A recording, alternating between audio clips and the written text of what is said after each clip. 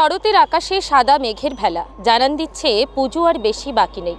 সেপ্টেম্বরের শেষ সপ্তাহে সাড়ম্বরে পালিত হবে বাঙালির শ্রেষ্ঠ উৎসব দুর্গোৎসব। এই মুহূর্তে দুর্গোৎসবকে ঘিরে গ্রামগঞ্জ থেকে শহরতলি সর্বত্রই ব্যস্ততা ষোলো আনা। আমি রয়েছি সুন্দরবনের কাকদ্বীপ এলাকায়।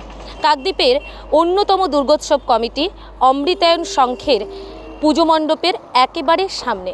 অমৃতায়ন সংঘ থিমের লড়াইয়ে প্রতি বছরই সুন্দরবনের মানুষদের মনে বিশেষ আকর্ষণ তৈরি করে। ৩৯তম বর্ষে পদার্পণ করেছে অমৃতায়ন সংঘের দুর্গাপুজো। তাদের এবারের ভাবনা দীঘার জগন্নাথ মন্দিরের রথ।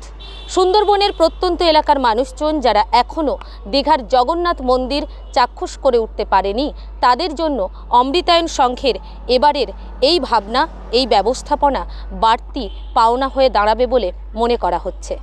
কাজ চলছে, ফোমের কাজ চলছে, নানা রকম আরও থিম আছে, সব কিছু নিয়ে করছি আর কি। সব মিলেমিশে করা হচ্ছে।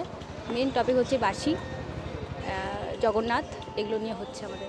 আমরা চেষ্টা করি অমৃতায়ন সংঘ মানে একটা কাকদ্বীপের বুকে একটা বিশেষ বার্তা, বিশেষ পুজো, তার একটা ঐতিহ্য বজায় রেখে করার চেষ্টা করি। কিন্তু আমরা যত তাড়াতাড়ি চেষ্টা করছি এটাকে কমপ্লিট করা, কিন্তু ওয়েদার বাদ সাধলে আমাদের হাতে তো কিছুই নেই, সবই ওনার হাতে। মা দুর্গা যেভাবেই আমাদের আশীর্বাদ করবেন তাকে তাড়াতাড়ি প্রতিস্থাপনা করুক মানুষের সামনে।